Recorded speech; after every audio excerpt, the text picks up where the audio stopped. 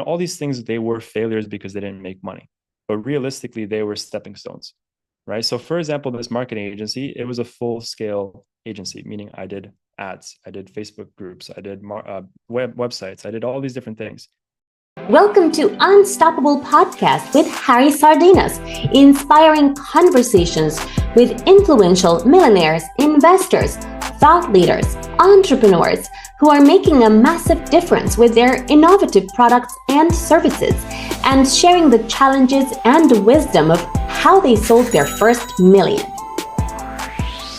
So, Victor, tell us, why do you decide to become an entrepreneur? There is an entrepreneur in your family. You read the book. What inspired you to become an entrepreneur and create your own job, basically?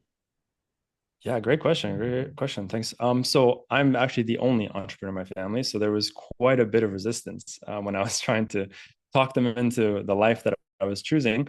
I just think I was born for it, and I say that because bluntly, I'm a horrible employee. I've never been able to keep a job for too long, but I've always been a really good leader, and I've always been very inclined to do things that were passionate to me, and I always did them so well, and I could stick to something that I was passionate about forever. But I really just maybe always had an issue with authority, not in a sense where I'm not respecting, my elders or anything.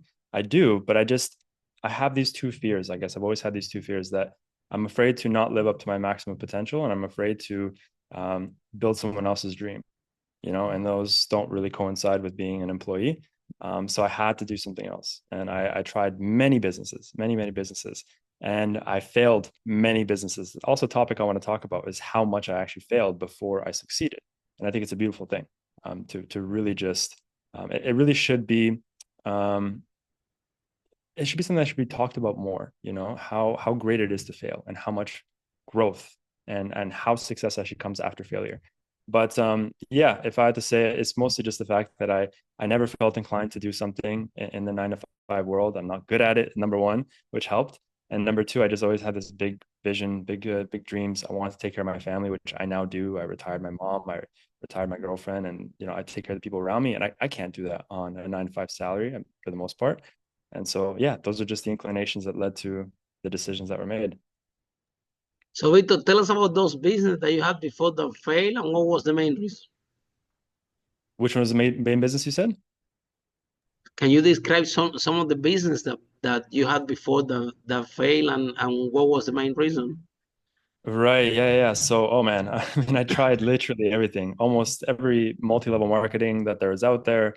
I even did door-to-door sales, and then I started a drop shipping store, Amazon FBA. I bought vending machines and ATMs, and like everything under the sun I tried, and I really gave it an honest shot. So it wasn't just like dabbling. I really tried them, and I'm not dismissing those businesses. They are good for some people, and maybe they were better at different times. But when I tried them, it just didn't work. So I really just was getting hit over and over and over, and ego just going down and down, and family coming up and saying it's not working, it's not working. So in between that time, my parents did convince me that I should probably just go to school and just try and get a degree. Worst case, as a plan B. And I love my parents and I respect them, so I did. I went to school. I could not bear the idea of doing 4 years in a long time, so I had to do accelerated courses. So I did it in half the time, which was a huge challenge because I mean I'm not really gifted when it comes to, again, schoolwork and things that are more formal. But when it comes to things for myself, I feel that's where my gifts are. So it was really difficult. And at the same time of doing school, I was also training for a bodybuilding show. I was working a part-time job, and I was in a very toxic relationship. So there was a lot happening at that time, but we pushed through. And so I got my degree, which is good. Just I made them happy. I had the piece of paper, and I said, okay, it's time for me to go back. I have to go back to my roots, my North Star. And so I kept going through businesses, and again, still kept failing. Finally, I launched a marketing agency, a digital marketing agency. And what's beautiful here, and I think a message I also want to say is, all these things, they were failures because they didn't make money, but realistically, they were stepping stones, right? So for example, this marketing agency, it was a full scale agency, meaning I did ads, I did Facebook groups, I did websites, I did all these different things. These were all skills that I built through all my failed businesses. They didn't make me anything. At the time, it felt irrelevant. It felt like these are just things that I wasted time learning this and this and this, and never actually turned into anything. I never actually got to see any fruit of the labor. Then comes the marketing agency, and all these skill sets that I needed were crucial for success. And it was beautiful because I scaled, to $30,000 a month, which is a beautiful thing. But only because of those stepping stones. And so that's why I want to say it's such a beautiful thing to just put yourself out there to learn new things. You have no idea when they will come and into fruition and be necessary for that success you're looking for. I think there's a beautiful story. Many people know it. It's like the person that's drowning in the ocean, and then the one boat comes and they say, "No, God will save me." The next boat, "No, God will save me." The third one, the person drowns, goes up to heaven. "Why didn't you save me? I sent all these boats." Right. And so that same mentality applies. It's like this boat will come for you. And if you're not prepared mentally for it, if you haven't built the skill sets, it will pass by. Right. And so it's such an important thing. And I like to just reinforce for everyone, don't be afraid of failure. Put yourself out there, the beauty will 100%, come. So, Victor. 100%. I think that it's the same case, in my family, I was the first entrepreneur. Yeah. I mean, my beautiful. grandpa was an entrepreneur, but we have a small business, but that was a long time ago. So I got my parents that they're teachers, and I have my family, and then I'm starting my own business. Yeah. Then my parents, they want me to go to university. They want me to have a degree. That's what all parents. That's the advice that you get. Look, this is how Right. they tell you. This is how it's gonna work. You go to Yeah. university, you get the highest degree as possible, and then you're gonna find a job, and everything's gonna be fine. But that didn't work for me. I got a degree. I never been got a degree in chemical engineering, and I never Nice. practiced as chemical engineer. And Yeah. then again, your family, right? I remember my mom when I started my first business. When I said, "Mom, I'm gonna expand," my mom said, "Expand? No, no.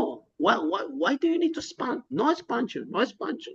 And I think that it's enough. That's what she was saying, right? Obviously, they want to keep you safe. On the other Yeah. hand, Safe. you have this path that you're going through, which is exactly what you described. That being an entrepreneur is a skill set. It's like Right. driving or swimming. Mm-hmm. The more you Mm-hmm. practice, the better you become. And Absolutely. I love the analogy that you share with us about the boats, right? Is that to become an entrepreneur, you have to develop a skill, right? And having multiple business and fail at multiple business um, will accelerate you to get this skill. I remember I have a property business. We managed to sell over 5 million, but honestly, I learned more about business when I opened one restaurant and lost 200,000 pounds. I'm based in Britain, United Kingdom. And so when I lost money, then I learned a lot. Absolutely. Absolutely. Absolutely. Unbelievable, but this is how actually it works. So the and sometimes, and this is what the next question, Victor. Uh, Sometimes we have challenges with entrepreneurs go to this phase, which is 0 to 1 million. That when you say, "Hey, okay, I'm gonna bring you a coach like Victor, right, which is a business coach who already achieved your success that can actually excel your business." We have a lot of entrepreneurs that have a lot of resistance against coaching. They have this mindset that ego, "Oh, I'm gonna make it by my own, and I know everything." And I get it. We all had that at the beginning. But the more we manage that ego, I mean, this ego is there anyway. Otherwise, we won't be able to start the business because we have this ego that is the drive force that is Of making us to course. move forward, Absolutely. that we can do it by ourselves, Yeah. right? So Yeah. we all got that. Yeah. However, if we don't manage this ego properly, it's really harmful for you and for the company. And because sometimes it goes in a way, and you really think that you know everything, and you really think that you can do everything, and you really think that that everybody have to do what you say, and you have all the truth, and you're the only, you build this, and everybody, and And with this mindset, we're not gonna go so far, Victor, right? Not at all. And but there are those entrepreneurs with that mindset. When you go and say, "Hey, I get a coach like Victor that can help you with the business," he will say, "No, I can do it on my own." Then you find people, which is sad entrepreneurs, working Monday to Sundays, worse than a job. They are stuck, and they're not speaking with the family. They're not speaking with the children. They they're trapped in the business, and that ego doesn't allow them to go and ask for help, and to go and to find a coach that actually can help them.